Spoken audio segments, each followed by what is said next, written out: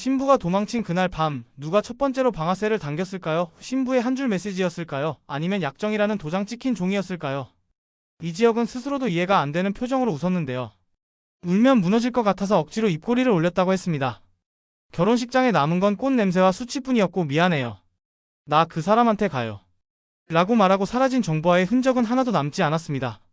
하객들은 웅성거렸고 누군가는 영상을 찍었고 누군가는 그를 불쌍하다고 속삭였는데요. 이지혁은 그 모든 시선 위로 괜찮습니다라고 중얼거렸습니다. 아무도 듣지 못하게 자기 자신을 속이듯이요. 집으로 돌아오지 않은 이유를 묻는 사람이 많았는데요. 사실 돌아갈 낯이 없었습니다. 이상철은 속이 타들어갔고 김다정은 남편의 팔을 잡고 여보 애를 더 다치게 하지 말아요 라고 낮게 말했습니다. 조웅래는 말이 칼이 되면 피가 난다라고 혼잣말을 했고 김장수는 사람 팔자는 아무도 몰라라고 그 말을 받았습니다. 집안 공기는 말보다 한숨이 먼저였고 그 한숨 사이로 가족의 균열이 천천히 벌어졌습니다. 그 시각 지은호는 카페 구석 좌석에 앉아 있었습니다. 신문과 휴대폰을 번갈아 보다가 결국 모두 덮었는데요. 눈앞에 맴도는 건 선배의 말이 아니라 선배의 침묵이었습니다. 선배 아니야 라고 한마디면 될 걸 왜 끝까지 멈칫거렸어요. 고백했다가 거절당했던 밤, 그래도 선배는 정직하다고 믿었던 마음, 그리고 결혼식장에서 뒤집힌 장면들이 뒤엉켰습니다. 그때 박성재가 조심스럽게 말문을 열었습니다. 은호씨 오늘은 제가 옆자리를 지켜줄게요. 아무 말 안 해도 돼요. 다정한 문장이었는데요. 지은호는 잠깐 흔들리다가 고개를 숙였습니다. 성재씨 나 지금 누군가의 다정함을 받는 게 미안해요. 성재는 그 말까지 고스란히 받아 안고 알겠어요. 그럼 그냥 여기 있을게요 라고 했습니다. 밤이 깊자 기사들이 폭발했습니다. 하늘건설 결혼 대참사, 신부 도주, 신랑 수치 같은 제목이 헤드라인을 덮었고 댓글에는 비웃음과 분노가 뒤섞였는데요. 지강호는 그 화면을 오래 내려보다가 어두운 웃음을 흘렸습니다. 누나가 그렇게 좋아하던 선배 결국 저 꼴이네. 정순이는 휴대폰을 빼앗으며 단호히 말했습니다. 강호야 남의 아픔을 씹으면 내 상처는 더 깊어진다.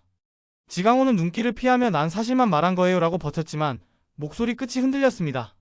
스스로도 알았습니다. 그 사실이라는 말 뒤에 뒤틀린 기쁨이 숨어 있다는 것을요. 이지혁은 홀로 앉아 있었습니다. 술잔은 비어 있었고 마음은 더 비어 있었는데요. 그 빈틈으로 한 장의 종이가 계속 떠올랐습니다. 상호 이익을 위한 약정.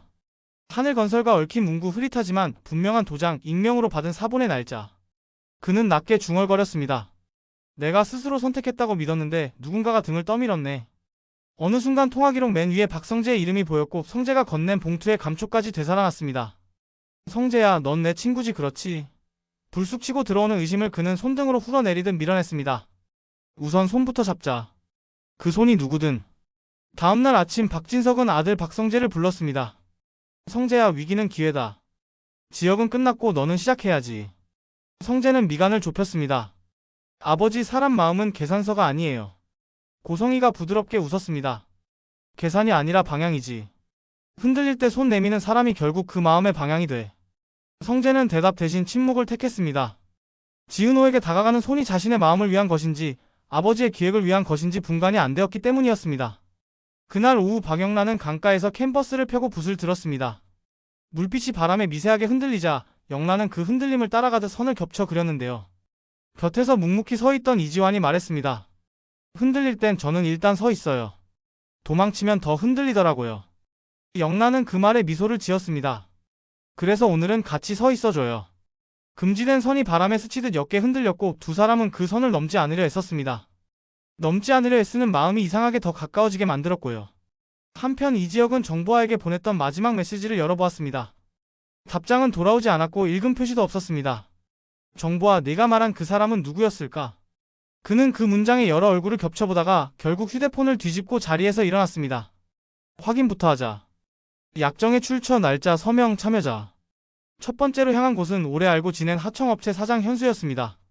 휴게실에 커피는 식어 있었고 현수의 목소리는 갈라져 있었는데요. 지혁아, 나까지 엮이지 않게 해줘. 너도 알잖아. 큰 대랑 부딪히면 다친다. 이지혁은 짧게 웃었습니다. 나 이미 다쳤어.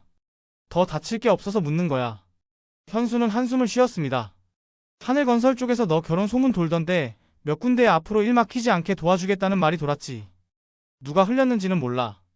다만 그 말이 너무 빨랐어. 너무 빠른 약속, 너무 정교한 타이밍. 이지혁의 머릿속에서 퍼즐이 느리게 맞춰지기 시작했습니다. 저녁 지은호에게 익명의 메시지가 한 통 더 왔습니다. 내일 아침 약정의 첫 조각이 터집니다. 그녀는 핸드폰을 쥔 손에 힘을 주며 생각했습니다. 선배, 이번엔 제가 도망치지 않을게요. 감정 말고 사실로 선배 편을 들 거예요. 지은호는 메모장을 열고 항목을 적었습니다. 약정 사본 진위, 정보화의 문자 출처, 하늘건설 쪽 내부자 파악, 박성재 도움은 밭대 거리 유지. 적어 내려간 네 줄이 작은 방패 같았습니다. 그 밤 이상철은 거실에서 전등을 끄고 창밖을 오래 바라보다가 결국 휴대폰을 들었습니다. 지혁아. 연결되자마자 한 문장을 먼저 건넸습니다. 다치지 마라. 그 다음에야 덧붙였습니다. 옳고 그름은 나중에 따지자. 네가 설 자리를 먼저 찾아라. 이지혁은 말없이 숨을 한번 고르고 알겠어요. 아버지라고 답했습니다. 김다정은 그 통화가 끝나자 조용히 차를 내오면서 이 집은 여전히 가족의 집이야 라고 자신에게 속삭였습니다. 그 문장이 집안 공기의 모서리를 아주 조금 둥글게 했습니다. 심야의 지강호는 또 다른 글을 쓰려다 멈췄습니다. 정순이의 조롱은 상처를 키운다라는 말이 귀에 걸려 있었고 스스로도 그 말이 맞다는 걸 알겠더라고요. 그래서 그는 다른 방식의 복수를 떠올렸습니다. 사실을 까발리는 건 조롱이 아니지. 그러나 사실을 밝히는 척하면서 누군가를 더 깊이 찌르는 방식이야말로 가장 잔인하다는 걸 지강호는 아직 모르는 듯 했습니다. 새벽 무렵 박성재는 책상 앞에 앉아 있었습니다. 아버지의 말, 자신의 마음, 우정, 회사, 그리고 지은호가 한숨과 함께 머릿속을 지나갔는데요. 그는 결국 짧은 메시지를 보냈습니다. 은호씨, 내일 기사 뜨면 제가 할 수 있는 선에서 함께 막아볼게요. 다만 제 가족과 부딪히면 오래 못 갑니다. 그럼에도 도울게요. 그건 제 마음입니다. 그럼에도라는 단어가 그의 모든 갈등을 요약하고 있었습니다. 아침이 밝자 첫 기사가 터졌습니다. 하늘건설 특정 약정으로 협력사 줄세우기 의혹, 결혼 소문과 맞물려 특혜. 기사에는 구체적인 이름 대신 이니셜과 날짜만 등장했지만 맥락은 충분했습니다. 댓글은 순식간에 달렸고 누군가는 그럼 신부 정보화가 도망간 것도라고 끝을 흐렸습니다. 추측이 사실을 잠식하기 시작하는 순간 두 번째 익명 글이 올라왔습니다. 약정서 일부 스캔. 흐릿하지만 보이는 도장과 줄 간격 작성일. 이지혁은 화면을 보며 침을 삼켰습니다. 이걸 누가 왜 지금?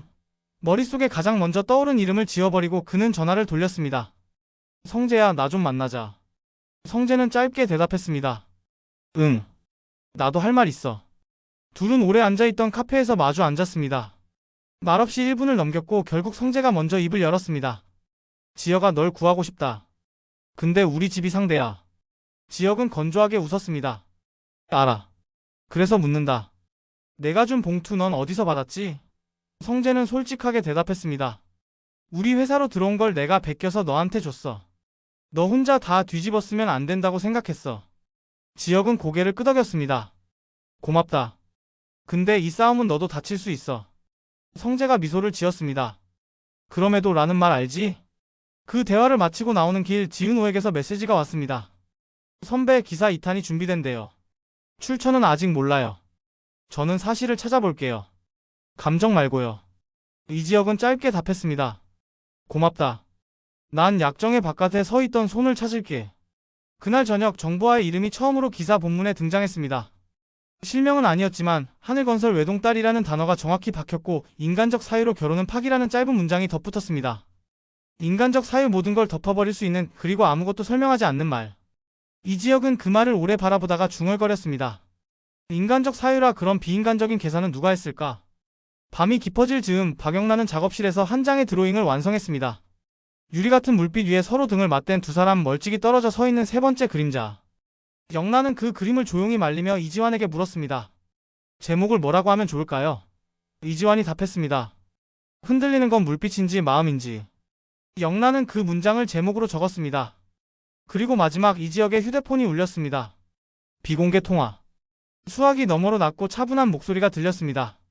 당신 진실을 원하죠? 내일 밤 이 주소로 오세요. 그 사람이 누군지, 왜 도망쳤는지, 그리고 누가 당신을 등 떠밀었는지 제가 보여드릴게요. 전화를 끄는 손이 잠깐 떨렸지만 이지혁은 곧 손가락을 고정했습니다. 좋아. 드디어 누가 방아쇠를 당겼는지 확인하자. 누군가는 사랑 때문에, 누군가는 가족 때문에, 누군가는 권력 때문에, 누군가는 자격지심 때문에 같은 길 위를 걸었습니다. 그리고 이제 그 길의 끝에서 서로의 이름을 부르게 생겼습니다. 이지혁, 지은호, 박성재, 정보화, 그리고 이름 없이 판을 짠 어떤 손. 내일 밤 그 손이 드디어 모습을 드러낼지 모두가 숨을 고르며 기다리는 밤이었습니다.